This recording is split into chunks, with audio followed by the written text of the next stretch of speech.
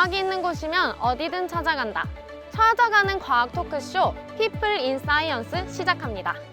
코로나 백신은 지금까지 존재한 적이 없습니다. 지금 코로나에 대한 연구는 다 무료로 모든 저널들이 다 개방을 하고 있습니다. 자, 그런 작은 것들부터 시작해서 연구에 대한 지원이 계속적으로 이루어지고 있고, 저는 실험실을 뛰쳐나온 과학자, 과학 커뮤니케이터 강솔빈입니다. 안녕하세요. 저희는 People in Science를 통해서 여러분과 함께 여러 연구기관을 찾아가서 열심히 연구를 하고 계신 연구원분들을 찾아뵐 예정입니다. 저는 지금 여러분의 바이러스와 백신에 대한 궁금증을 풀어드리고자 한국생명공학연구원의 감염병 연구센터에 와 있습니다. People in Science 첫 번째 게스트 모셔볼게요. 오늘 이곳 한국생명공학연구원에서 만나볼 분은 바이러스에 대해서 전쟁을 하기 위해서 백신을 연구 중인 전문가 김두진 박사님 만나 뵙겠습니다. 안녕하세요. 안녕하세요. 우선 자기소개 간략하게 부탁드릴게요. 네, 저는 한국생명공학연구원 감염병센터에서 일하고 있는 김두진입니다. 저는 면역학을 공부했고요. 면역학을 기본으로 바이러스, 백신, 그리고 병원성 연구를 지금 수행하고 있습니다. 혹시 지금 속해 있는 이 기관에 대해서도 설명을 해주실 수 있으실까요? 사실 저희 연구소는 감염병 분야뿐만 아니라 식물, 미생물, 유전체, 그리고 생명공학 정보 많은 것들을 연구하는 분들이 계시고요. 각자의 전문 연구를 충실하게 수행하고 계십니다. 그렇다면 이 많은 분야들 중에서 면역학 연구를 선택하신 이유가 혹시 무엇인지 알 수 있을까요?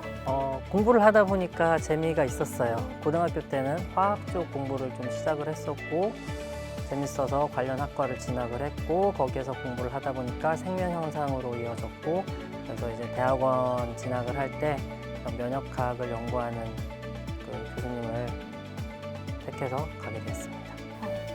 저도 고등학교 때 화학의 재미를 느껴서 네. 대학교 때 화학공학과로 갔거든요. 아, 예. 반갑습니다. 같은 분야의 선배님을 만나니 새롭네요. 네. 올해 초부터 코로나19 바이러스가 굉장히 유행을 하고 있어요. 하지만 이 백신이 내년에 개발될 것이다.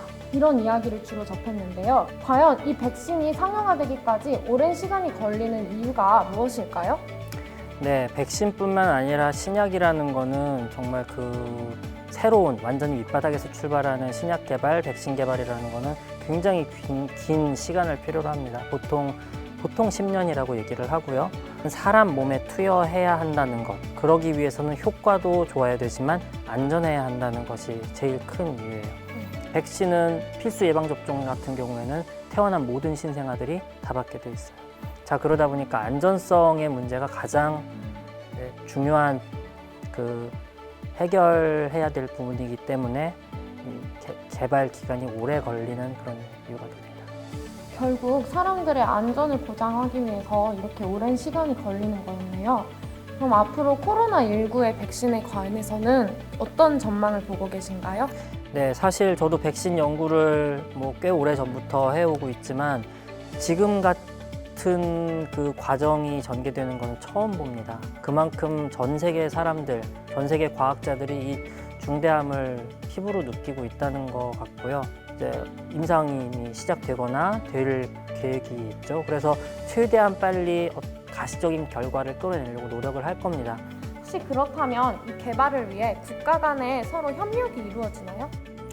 지금까지는 사실 많지는 않았어요. 물론 되고는 있었지만 국가 간 협력 그리고 공동 연구가 필요하다는 걸 또 절실하게 느끼고 있고요. 정보를 공유하고 같이 그 개발에 힘써야 된다는 게 많이 논의가 되고 있고요. 또 그런 일환으로 논문도 저작권이 있기 때문에 돈을 내고 구독을 해서 볼 수 있는 거거든요. 근데 지금 코로나에 대한 연구는 다 무료로 모든 저널들이 다 개방을 하고 있습니다. 그리고 번역이라든가 논문 교정 서비스들도 무료로, 코로나에 관련 것들은 무료로 해주는 그런 기업들도 있고, 자, 그런 작은 것들부터 시작해서 연구에 대한 지원이 계속적으로 이루어지고 있고 국제적인 의견 교환, 정보 교환도 계속 하고 있는 것으로 알고 있습니다.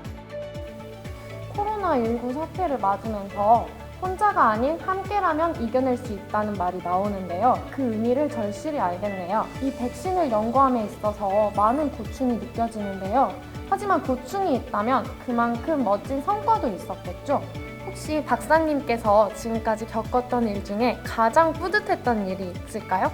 일단 좋은 연구 결과가 나오는 것이 제일 뿌듯한 결과고요. 그 연구 결과를 바탕으로 좋은 연구 과제를 수행을 할 수 있는 기회가 되거나 그랬을 때 가장 뿌듯하고요. 또 하나는 이제 학생들을 데리고 같이 일을 하다 보니까 저도 마찬가지였지만 처음 들어온 학생들은 다 뭐랄까요, 참 많이 부족하죠. 욕심 성에 안 차죠. 저도 그런 학생이었고요.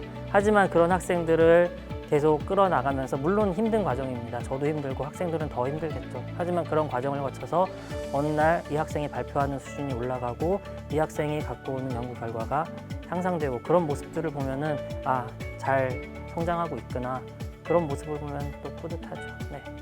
저 또한 많이 부족한 학생으로서 저를 가르쳐 주신 많은 교수님들에게 죄송한 마음이 드네요. 죄송합니다. 저도 죄송하게 됩니다. 혹시 그렇다면 저도 아직 제 분야, 앞으로의 연구 분야를 어디로 가야 될지 많은 고민이 되고 있어요. 앞으로 면역학 분야로 오게 될 후배들한테 좀 이런 마음을 가졌으면 좋겠다, 이런 조언을 해주실 수 있을까요? 일단은 연구라는 것은 밖에서 보기에는 굉장히 화려해 보이기도 하고 신기해 보이기도 하지만 굉장히 지난한 그리고 지루한 과정의 연속입니다. 그 지루한 과정 속에서 작은 보람을 찾을 수 있는 그런 마음가짐이 있어야 되고요. 끈기 있게 하려는 그런 마음가짐이 있어야 되고, 그리고 무엇보다도 생명 현상에 대한 그런 호기심이 있어야겠죠. 그리고 또 가끔씩 저한테 공부를 하고 싶다고 찾아오는 학생들 중에는